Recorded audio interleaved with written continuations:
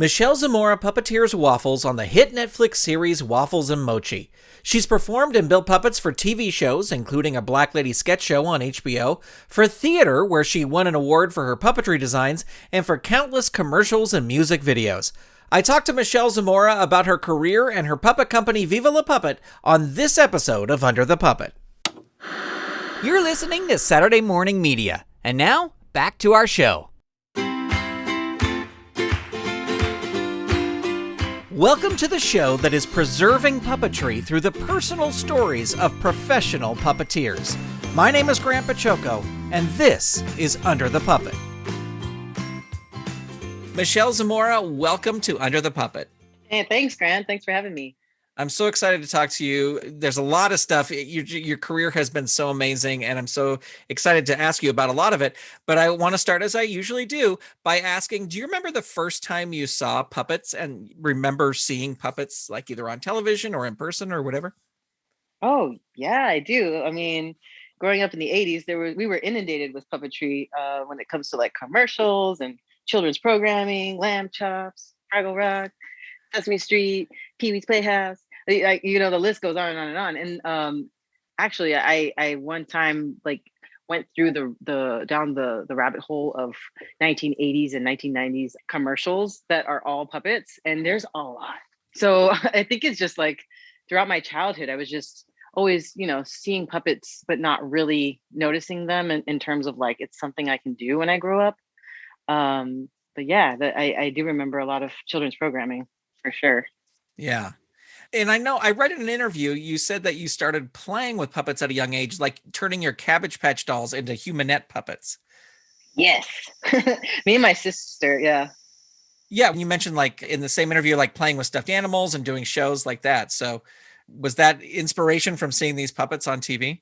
Yes, absolutely. Me and my sister would always play, and we were always, you know, encouraged to play freely. And my parents would just let us go wild, kind of like we wanted to use this curtain. Can we just use it as a robe and be, you know, whatever we want to do? And they're like, sure. So, I mean, I grew up in the same house my whole life, and I'm originally from Brownsville, Texas. So we had a living room and we had like a hallway, and there was like a little entryway into the hallway. And that little entryway was me and my sister's proscenium. That was our stage. That's like, we performed so many shows in that teeny tiny little doorway. And my parents just got a kick out of it. So a lot of the times I would implement puppets without even really thinking about it. Like I just had my Cabbage Patch doll. So I'm like, clearly I got to put the head to the back and force my own head into it, and without cutting the head off, you know, which was really hard. But then we would make these VHS home videos. So me and my sister just went wild, and we just had so much creative play growing up. That's incredible. You mentioned that your parents are very supportive. Were your parents creative at all? Did you get any of that creative stuff from your parents? Yeah, kind of. My parents are both school teachers their whole life, and my mom taught kindergarten, and also she was an art teacher at one point. She did take art classes in, you know, college, and that was like her major, but she never really taught us technique, or she never really taught us what she knew. She just let us discover, you know, paints and discover crayons and discover all the materials in our own way without telling us this is how you can shade, or, you know, I'm kind of thankful to her for that, because I had to kind of create my own way of approaching, this art form in my own way.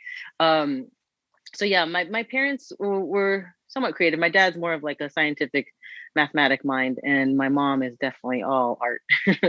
I do remember growing up, you know, with my parents as teachers, and my mom would always decorate the stages, whether it be in elementary school or middle school. She was the teacher that everybody came to decorate the stages. So like when you would go eat your lunch, you'd look up at the stage and it'd be like a whole scene for Christmas, or a whole scene for St. Patrick's Day. And all she had was butcher paper and, you know, just the things within her kindergarten classroom. And she just made these entire worlds, and I would help her. And I remember staying really late at school with her. Like it would get really dark and it was just the two of us. And I think that kind of carried through in my own life with my work that I do with Viva La Puppet, because a lot of the times I've just seen her just never stop until a project is complete. So I learned that completer finisher kind of thing when it comes to art projects through her. Excellent, excellent. When you were growing up, was the focus to become a puppeteer, or did you have other pursuits? Oh yeah, growing up, I was playing the French horn. Like I was really into my French horn. Like that was my life. And I played it for 7 years. And then when I went to high school, I started really getting into, actually in middle school, I started really getting into theater and performance. And my dad was the vice principal at one point of my middle school, which is kind of rough being that middle school is already hard in itself. But the first day of middle school, I remember being in his office, and through the blinds was the stage and the cafeteria. And I remember seeing like some kids on stage with a director, and they were doing a play. And I would just kind of peek through the blinds every day, seeing the seniors and juniors performing. And I would just kind of see myself up there. And sure enough, I eventually started pursuing acting. So my first love was always just performance, just being in productions, as many as I could be, especially in high school. And then that was my trajectory. I came out to Los Angeles in 2000 to be an actor, to do performance at Cal State LA. So yeah, that was my trajectory to become an actor. And that was your thought, like, oh, I'm going to work in TV and movies. Like, was that the next step, or did you want more Broadway, or what was your goal there? I mean, I loved theater. I loved performing on stage, but yeah, definitely. I was like, I'm gonna be in TV and movies. I'm gonna be in the silver screen. And then one summer, I I realized that the theater was dark. There was no productions. There was nothing for me to do. I was just, doing my courses and then coming back to my dorm room, kind of like sad and unfulfilled. And one day I walked into the scenic shop at Cal State LA, and I saw one guy, and his name is Tony Martinez. And I said, hey, there's nobody here. And he's like, yeah, but it's open to you if you want to come by every day and just make stuff and learn the tools. And he was amazing. Like he taught me all the tools. He taught me, how to make all kinds of things. He taught me how to weld. He taught me how to make things out of wood. And then one day, I don't know why, but I just woke up in my dorm room and I said, I want to make a puppet. I don't know what I dreamed or what that was, but it was just kind of like an epiphany moment that I noticed and recognized as something that I had to like walk myself over to the scenic shop and talk to Tony and say, I want to make a puppet. And then he just said, sure. And he threw me a block of foam and he said, go ahead. So kind of how it started for me is just like somebody handing me a block of foam and saying, go to it, make a puppet. Do you still have that first puppet? I didn't think I did, but my mom does. Yes. It's rough, but it's charmingly rough. And it just shows the trajectory of my career. Like once you can put your hand back in that first puppet you've ever made, there's just something so pure and like, yeah, sure, it's not perfect, but hey, feeling that cardboard and that tape inside is like, wow, I had to start somewhere, right? Right, exactly. Did that inspire you to just start building more puppets and start refining your craft? Yes. The first time I made a puppet, I had a flip phone and I put my flip phone and I typed in how to make a puppet. And that's kind of where I began. And after my first puppet, I was like, oh, I've already made one. I can't stop there. I got to keep making. So I just kind of made a cast of characters, which, most people have that story of like, well, I started with one and then I had a duffel bag full of them. And that's kind of how it started for me too. Were you doing anything with these puppets? Were you just building them, or were you putting together shows or filming videos or things like that? Yeah. Well, once I had these puppets, I realized, yeah, let's put them in a show. I directed a show at my college and had some puppets within it. And then also I went into the TV and film department and they let me try to make like a morning show with puppets, I learned a lot. And then from there, I remember still auditioning and going on auditions and doing the acting thing, honing my craft and doing a lot of experimental theater projects. And then I realized when I graduated, I was in my dorm room and I kind of broke down with my mom and I said, I don't know what I want to do. I'm like, I'm here, but I'm like auditioning and it's not really fulfilling because I'm like, it just wasn't really feeding my soul. And then she said, Michelle, look around you. Just look around you. And I looked around and sure enough, I had like all my puppets like just hanging on my in my walls in my dorm room. And she said, I think it's pretty clear what you should be doing. So just to have a support from my parents that not only acknowledge and could see passion, but can also push me to really go for that, even something as niche and specific as puppetry. Excellent. Before we leave your college experience, I did want to ask, looking back now, how did your acting studies help shape your puppetry? I mean, all the training I got at Cal State LA in the acting department. And I mean, this particular theater department, you have to do all the forms of theater. Like you have to learn how to become a stage manager and a set designer and a costume designer. And also, guess what? You have to take ballet because you need to know how to move and move in different ways. And so I did every part of putting together a theater production. So everything I learned in my acting program, it just is how I translate that into an object. I take all of my instincts as an actor, all the things I've learned over the years, and I bring it forth within this object, which happens to be an amazing puppet. Excellent, excellent. I want to talk a little bit about the people you've studied under and kind of while you were learning your craft. And I read that you apprenticed with Lynn Jeffries, and I must admit that I had not heard her name before. But could you tell us a little bit about Lynn and how you came to apprentice with her? Yeah. So when I graduated from my theater program, my professors had a lot of contacts with the theater world, and that's kind of where my first introduction into puppetry and actually making my first puppets for money what it came to be. So one of my professors, José Cruz González, who's an amazing playwright and he's just fantastic, he forwarded me to Cornerstone Theater Company, which if you look them up, they just do such amazing community-based theater. And Lynn Jeffries is one of the founding members, and she is just an amazingly beautiful human being that works on mostly shadow puppetry, but all kinds of puppetry. And it's like she has her own language, she has her own style. She approaches projects with such whimsy and smart details and design as well. So yeah, when I first reached out to her and apprenticed under her, I would just go over to her shop and we'd be making shadow puppets, and I was so geeking out over her for so long, and I just love her so much. And did you get to perform with her and work on projects with her, or was it just kind of learning how these different shadow puppets and things were made? Yeah, actually, in the beginning, I was cast in a couple different productions at Cornerstone Theater Company, and within that, they realized, oh, she can also puppeteer. Well, let's not only get her to sing this song on stage, but let's get her to also hold this chicken and make it talk. So I had a lot of fun in my earlier like theater days. Excellent.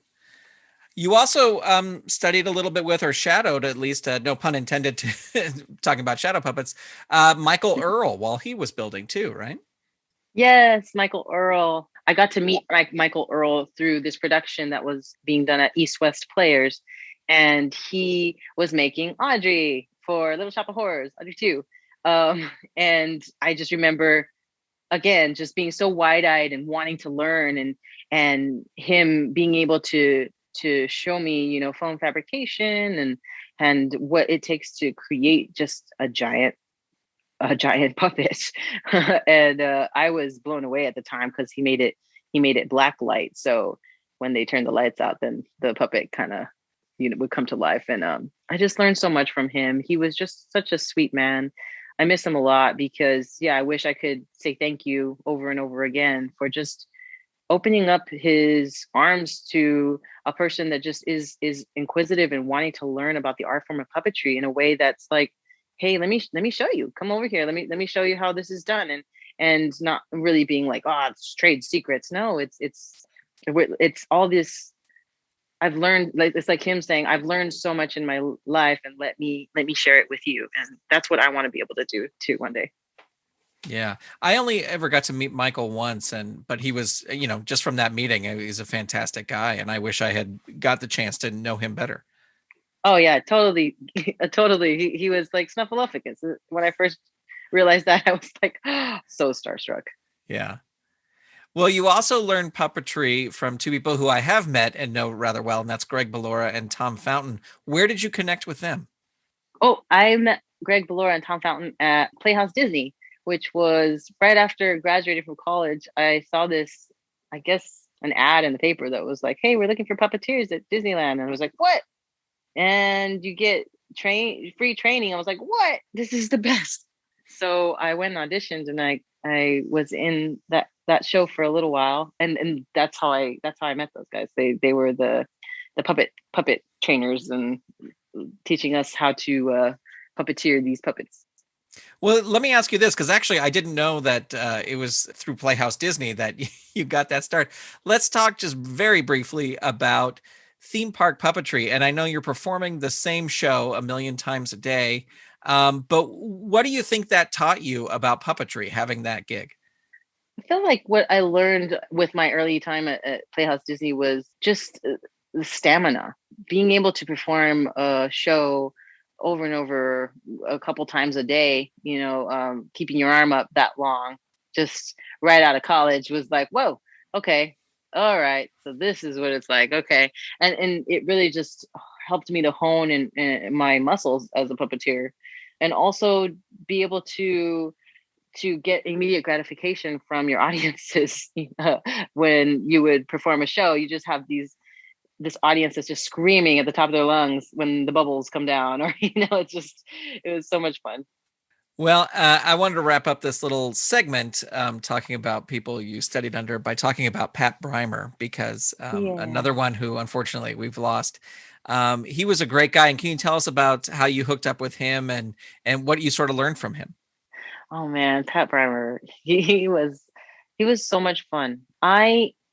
I don't exactly remember how I got linked up with him, but I can probably guess that it was just me sending him a message or a email, because I usually did that in the beginning. I would just cold email people and say, "Hi, my name is so and so. I love making puppets." And I do remember the first time he brought me into his shop, he said, "All right, well, we do have a build right now if you want to come and check it out, and you can, come in for the day and see how you like it." So I did. I took the gold line with my bike, and I went down to his shop and I rode it there. And I was I was just in the corner on a little like work table, and I remember looking over my shoulder, and in this little bin it said lamb chops, and I said, "Oh my goodness! Like this is unreal. This is unreal," because my whole childhood, is chopped up to one little like one little Tupperware. Come on. And I just remember feeling so like in a magical place. But the puppet shop just had so many different amazing creations that he had done over the years, and he had a very particular style. And just being in the presence of him, and him sharing his knowledge again of like foam fabrication. And also I kind of feel like he was like, "All right, so you want to learn, huh? Okay, make 12 arms, make 12 hands. There you go." And yeah, we had a huge build that we were working on at the time, and I did it, and I was like so happy, like just smiling from ear to ear every time I'd ride my bike home. Yeah, it was such a magical time. Man, I'm getting like goosebumps just thinking about him. But he was just a sweet, sweet, sweet guy that just really taught me so much. I'm so thankful to him. Yeah, he was amazing. I was fortunate enough to get to meet him a few times, and always a pleasure to talk to him. Yeah. Well, I want to talk about some of the projects you've worked on, but before we get to that, I do want to, and I'm saying this because the timeline might not be 100% correct here, but when did you make the decision to create your own puppet company, Viva La Puppet? I think I decided to create my own puppet company when I started like getting jobs that actually started paying the bills a little more. In the beginning, like I said, I started with non-union theater. Anybody that just wanted a puppet, I would say yes, yes, I don't care, whatever it is, I want to learn. I want to do this. This is great. And then at the time, my husband was pretty much just supporting us, and I was in our 1 bedroom apartment, just killed over making puppets on the on on our living room floor. We have so many glue stains, so many glue gun stains, and just paint, and it was gritty, and it was not pretty, and it got us to where we are right now. And I feel like yeah, once one job started leading to the next, and there was less, transitioning between jobs, the gap was closing little by little. Basically, I say, like, once the calls to my parents stopped coming every month, like, I don't know what I'm doing with my life. Like my dad said, I knew it was starting to get better when I stopped getting those calls every single month.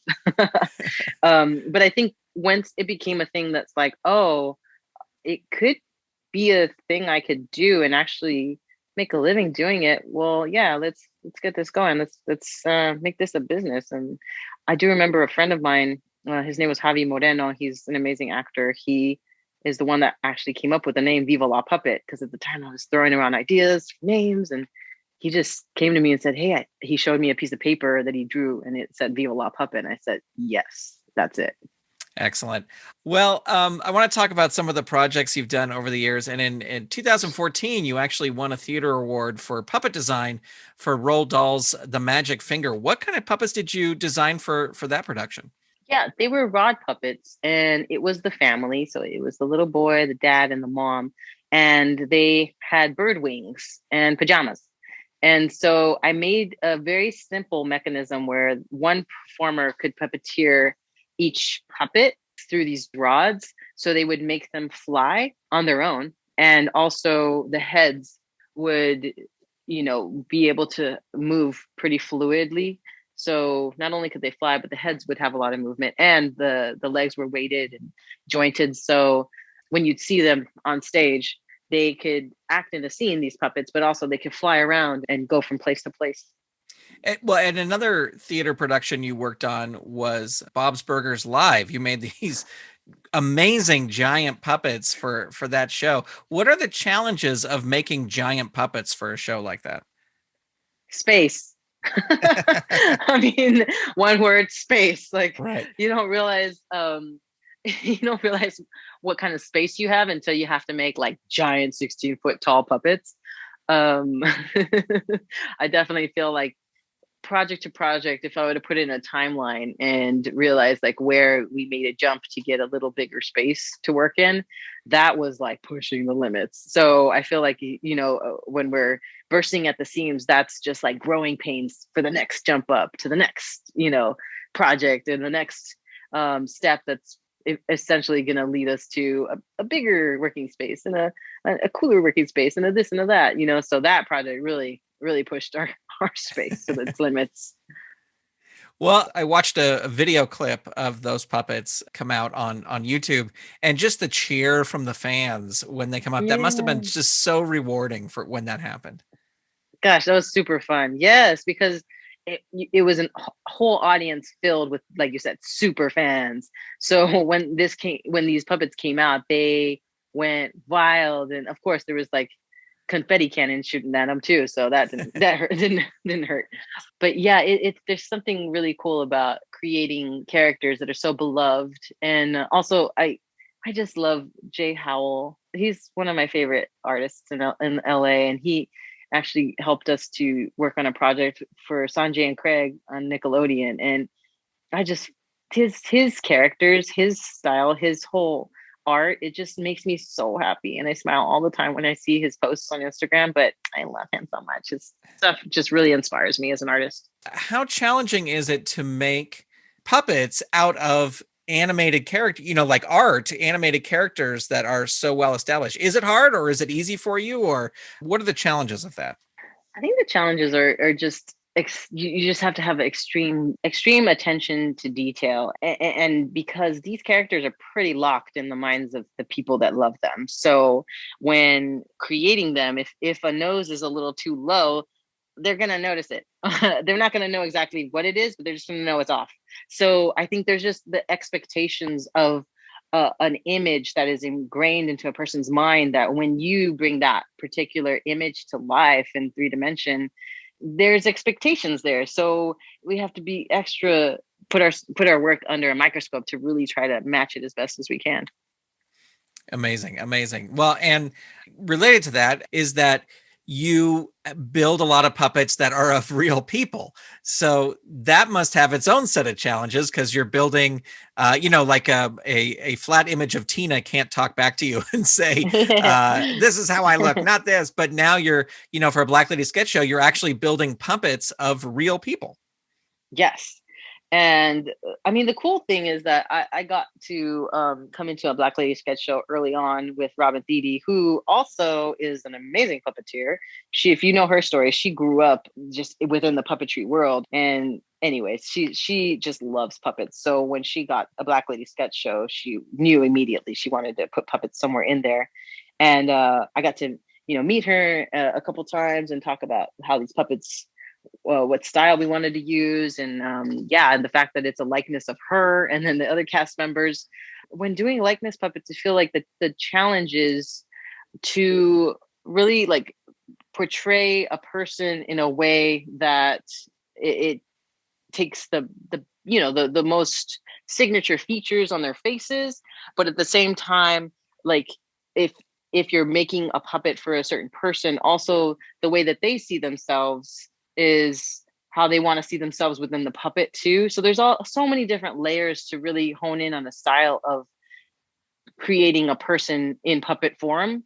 But the thing that for me that has worked is, trying to keep it a little simple when turning a person into a puppet. For me, there's always the line that you ride, whether it could potentially be creepy or super charming. And it's like a scale, like you're just teetering and tottering every puppet you make. It's like there's a creepy and there's a charming side. And like you either get the balance, or sometimes you do want it to be a little more creepy. And sometimes you want it to be extra super duper charming. So for me, I feel like the more simple I make the features, the less creepy they are to me. and I just love really geeking out on the features. I love really making the eyes pop, and actually my very favorite part of making puppets is the noses. I love sculpting noses. Well, and these puppets for a Black Lady sketch show, I read an interview where Robin was just singing your praises and just talking about how great the puppets were. But she also said that she requested that the puppets be bigger than what, you would normally think of a sort of Henson style puppet. So was that a challenge, making them bigger than you normally would for a regular hand puppet? Yeah, it's a little more challenging in the way you got to keep in mind, weight, and not it being not so cumbersome that it's like impossible to puppeteer. But you try to check off all the boxes for each project. It's almost like Mission Impossible each project, and each project has their like tasks if you choose to accept, and then our my job is to be like, sure, yeah, okay, great, let's figure out how to do this. So yeah, she wanted them to be slightly bigger than Muppet style puppets, but definitely look like the cast members. And the cool part about those puppets was, all the facial feature details, the amazing styling that they had, the costumes and the hair, which was all fabricated. And I said to myself, you know what? There are no wigs going to be on these puppets. I'm going to fabricate each person's hair from scratch. I'm going to figure it out, and it's going to be amazing. So that was my challenge to myself. She didn't give me that challenge, but I gave it to myself. Well, that's good to challenge yourself in your work, because then when you come out the other side of it, you're like, well, I can do this now. This is not a problem. Yeah, exactly. Well, the intro to a Black Lady sketch show has just it's just so funny, and everyone needs to go check it out. And like Gabrielle Dennis's hair catches fire, and the flames are like little pieces of, I don't know, this is what it just looks like for me watching it, but it looks like kind of tissue paper.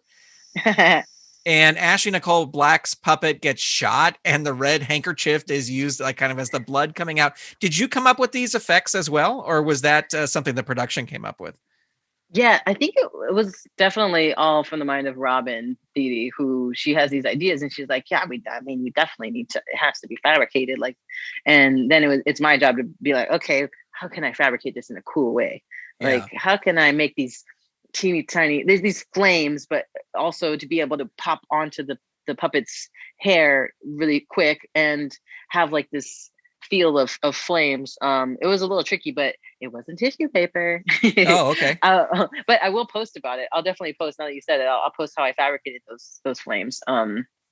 Yeah. And oh, and the blood. Yeah. Just like she definitely was like, I just want some red fabric to come out. And I love mechanisms. I love the challenge of actions. Like every time people were like, well, what do you need next? I said, oh, I need the script so I could just break it down to know what each puppet needs to do and how we're going to rig it to do that. Like just being on set and in the moment figuring out how to rig a puppet to do a certain thing, or make a puppet, its tongue come out and lick something. I just love it so much.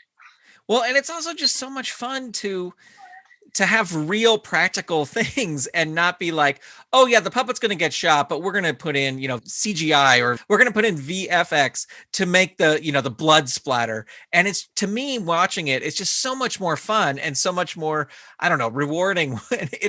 Obviously that's a red piece of fabric, but it's done so well. It looks so great. Yeah. Oh, thanks. Yeah. That's I love that. I agree too.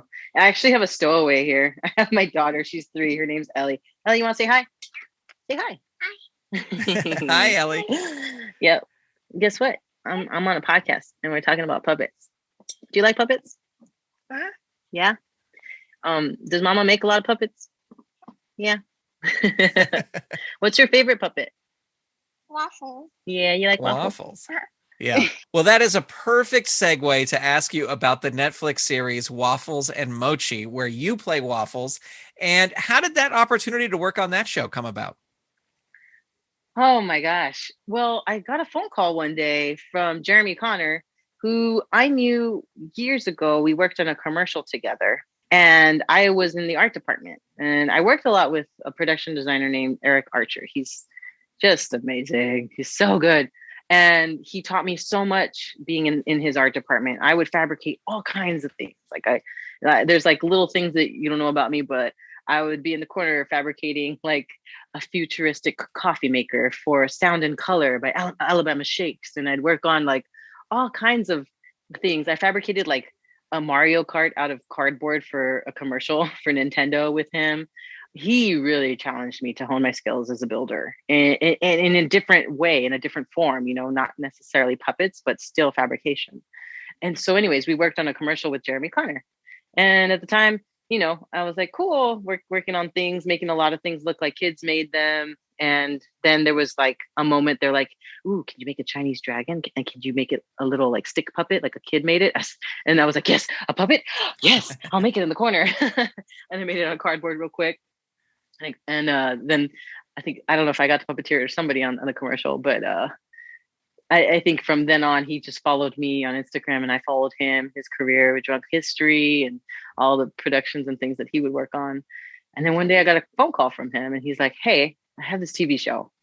It's pretty wild and it's a lot of puppets and let's talk, So from that phone call, I was like, whoa, this seems amazing. Everything he said is like mind blowing, and let's see where this goes. So cut to a year later, the show was in development. And I just remember reaching out to Priya at Higher Ground, because when I had met with her in the earlier days of Listen to Your Vegetables and Eat Your Parents, which was the title at the time, she said, hey, don't be a stranger. Keep in touch. Let's, we want to know what you're up to genuinely. And I reached out to her and she said, hey, I'm so happy that you reached out to me because we're actually about to, make the show. And I said, whoa, awesome. And she said, and, we've kind of thought about you for Waffles. And I said, whoa, really? And at the time, I didn't know if Waffles was going to be, male, female, just a waffle yeti creature. And so that's kind of how I got involved with the production. I came into audition. And by came in, I mean, I submitted my tape and then they had me for a callback and then they had me in person for a callback. And then I got the phone call. that phone call that like a lot of people talk about. It's like you get the phone call and they say, "Hey, do you want to be our waffles?"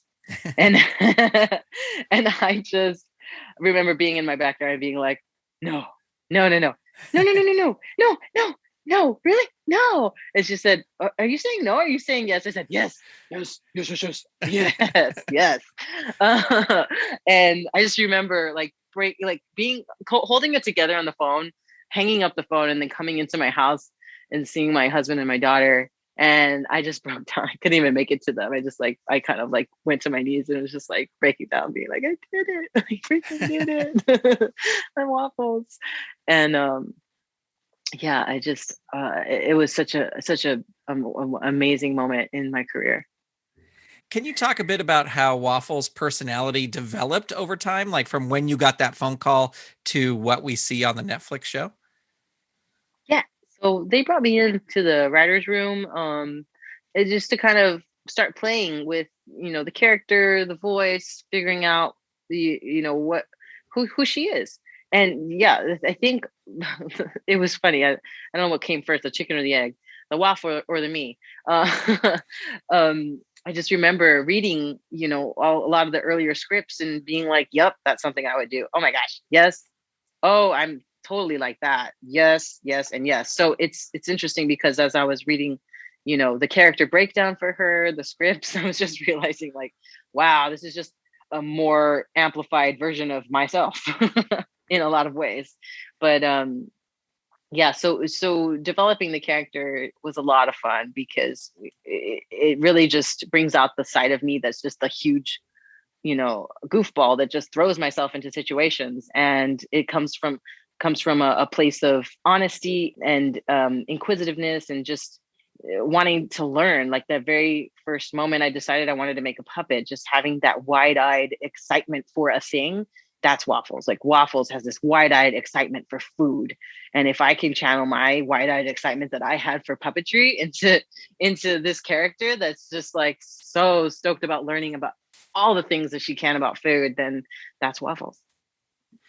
Now, you've puppeteered with celebrities before, but was there any extra pressure having to puppeteer scenes with First Lady Michelle Obama? When I heard that we were actually going to be in scenes with Mrs. Obama, I don't think it really hit me until the moment I was sitting under the picnic table looking up at her and she saying, "Hi, nice to meet you." That I realized the magnitude of being able to be in the presence of such an amazing light. Like she is one of the most influential and beloved people in the world, and the fact that I get to share space with this human is just it's something that doesn't happen, and the fact that it's happened to me is pretty phenomenal, really. Well, it's also cool that I mean, she is amazing, just like you say, but you're also kind of both there doing the same job. You're both performing Yeah, for this show. yeah. So that's kind of, and in that way you're equals and you're, both there as performers. Yes, and immediately she was so it was so easy to just be in the same space as her and to be able to have normal conversations with her, and to realize quickly that she's just another human being living on this earth trying to live life, and we just happen to be in the same space together creating a fun TV show.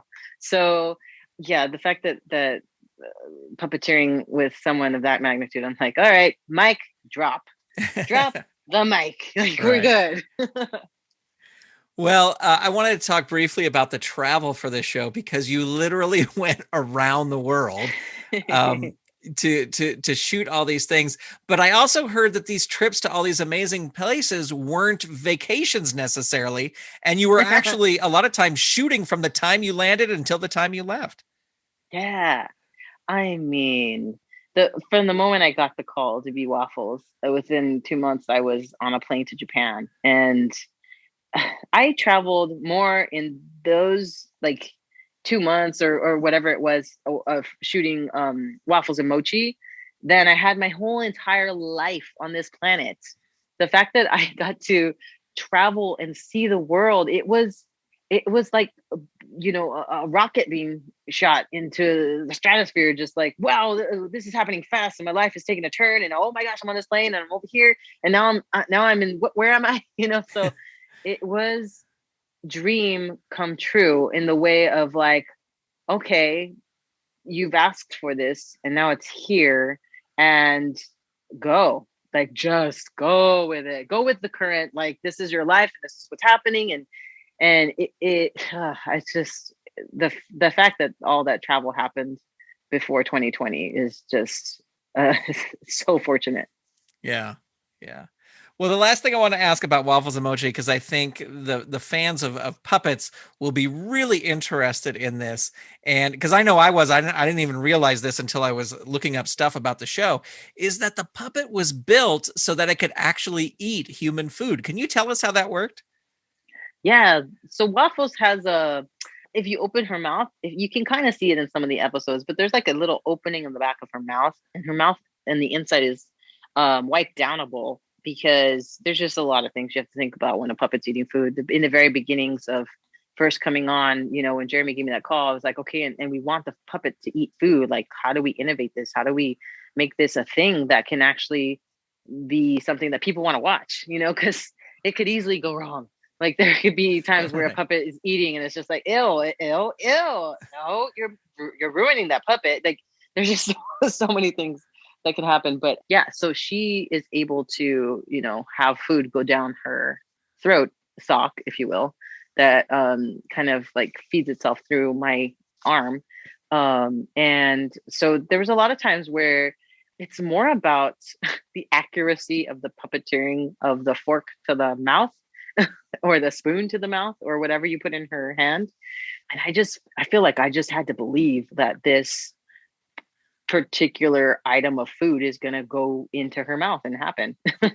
So there was a lot of misses for sure. And where we'd stop and say, okay, get the shot wipes. Let's do this. Wipe her down. But it was so much fun to innovate that ideal that a puppet could actually eat human food and make it look cool. Yeah, well, it's a great show, and just congratulations on the success of it, because people are talking about it all over the place. Thanks. I love bringing Waffles to life. I love it. Well, I think that's a perfect statement to sort of wrap up here on. I do want to ask one more question, and that is the question I usually ask. What has been the highlight of your puppetry career so far? Oh my goodness, that's hard. That's why I saved it for the end.